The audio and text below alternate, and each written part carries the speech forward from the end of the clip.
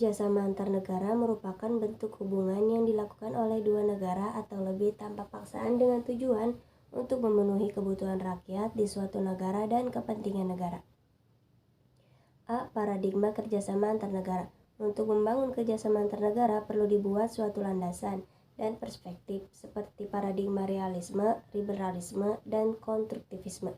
1. Realisme. Teori realisme merupakan salah satu pendekatan yang paling berpengaruh dalam hubungan internasional, terutama sejak berakhirnya Perang Dunia Kedua. Teori realisme dalam hubungan internasional menempatkan konsep power sebagai pusat dari semua perilaku negara-negara. 2. Liberalisme.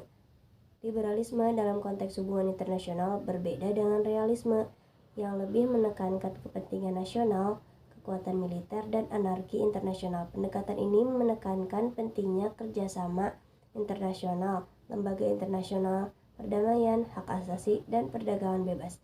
3. Konstruktivisme. Dalam hubungan internasional, teori konstruktivisme muncul sebagai alternatif untuk menangani hal-hal abstrak yang tidak diperhatikan oleh dua perspektif lain, realisme dan liberalisme. Paradigma ini lahir sebagai pembahasan atas paradigma-paradigma lama dalam hal urusan internasional. Konstruktivisme merangkai aspek-aspek moderat dua paradigma sebelumnya yang berseteru rasionalisme dan liberalisme. Manfaat dan arti penting kerjasama antar negara. Setiap negara tentu membutuhkan negara lain agar negara tersebut dapat menjaga kesejahteraan rakyatnya.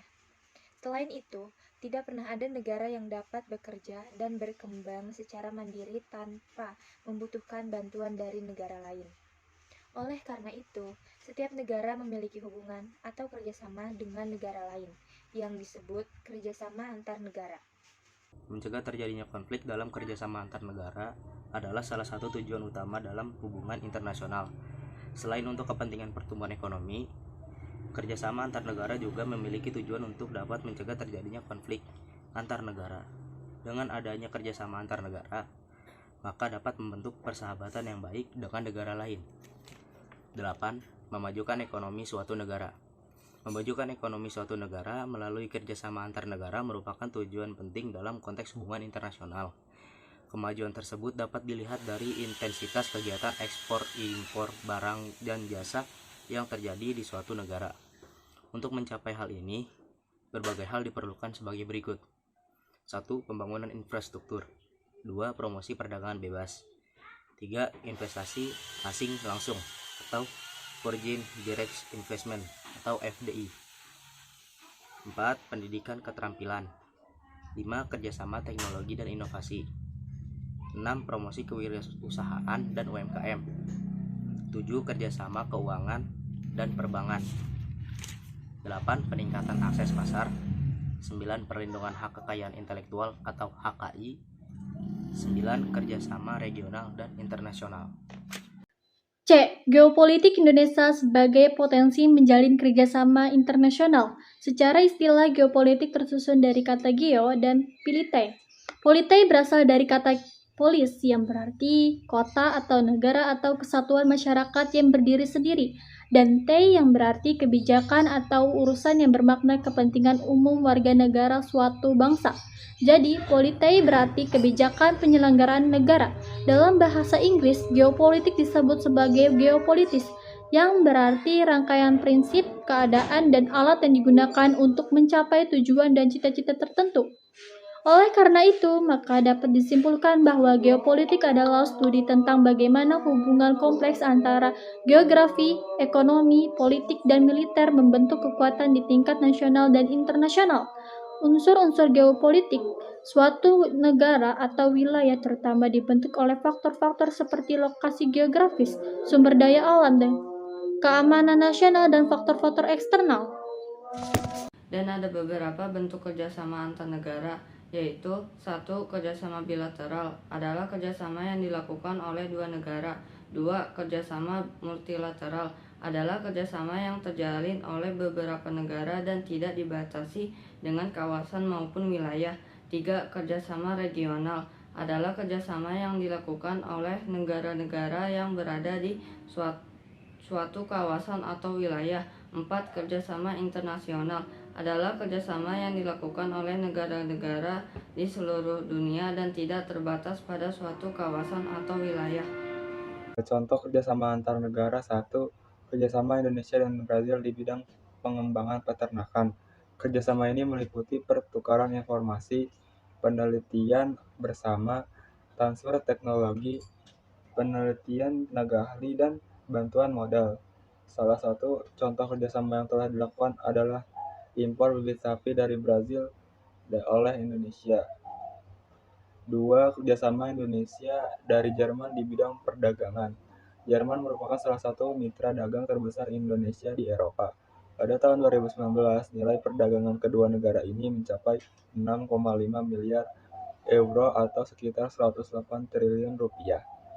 Beberapa produk ekspor utama Indonesia ke Jerman adalah antara lain kelapa sawit, teh, tembakau, karet alam, tekstil, dan produk tekstil, serta alas kaki. Sedangkan impor utama Indonesia dari Jerman adalah mesin-mesin industri, kendaraan bermotor, dan suku cadangnya.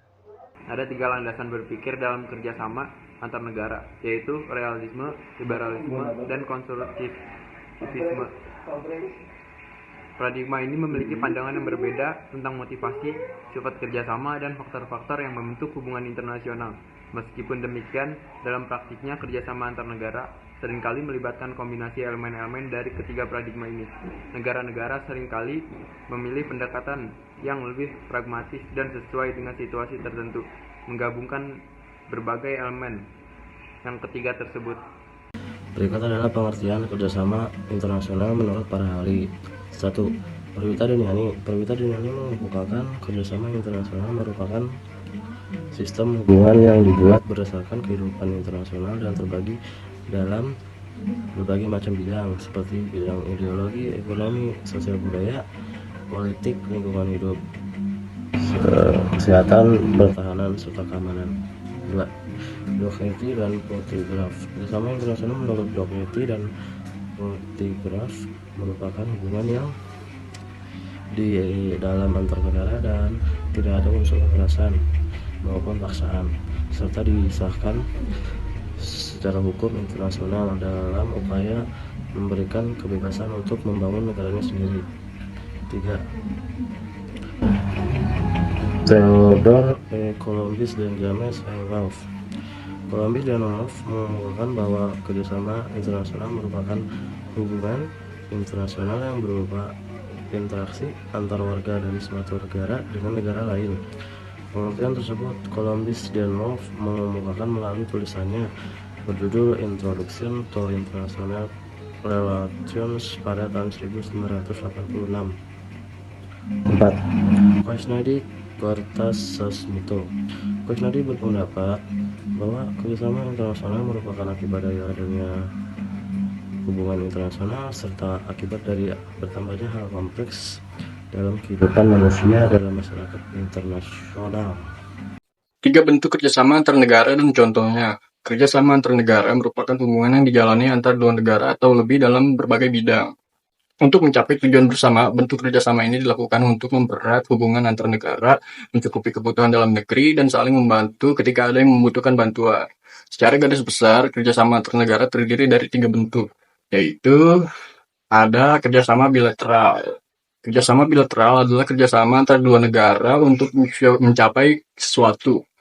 Contohnya, di sini ada kemitraan strategi khusus atau Special Strategic Partnership Indonesia dan Korea dalam bidang pertahanan dan perdagangan.